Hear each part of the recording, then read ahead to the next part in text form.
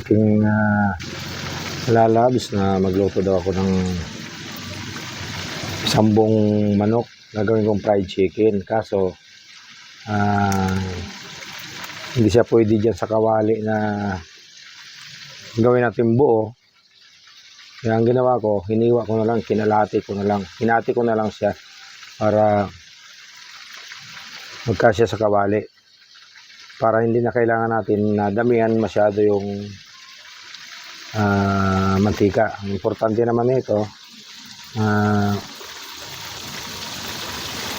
maluto na para siyang lechon.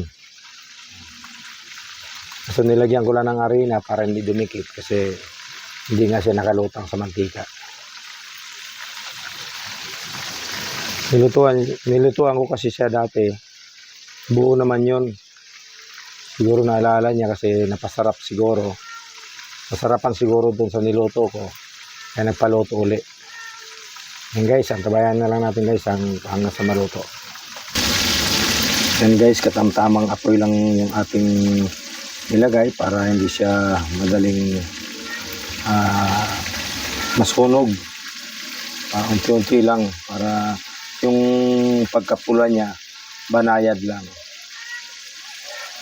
Yung aking ilalabs ay na nag-request na magluto ako ng ganong klaseng luto ng manok.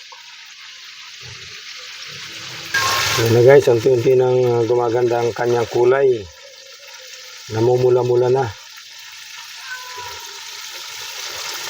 Naglilihi yata guys ang aking lalabs eh. Ang gustong-gusto niya nagpaluto talaga ng ganyang klaseng luto guys. Yan. Ayan na guys, so, ang ganda na ng kulay. Mamula-mula na. Yan. Sarap yan yan.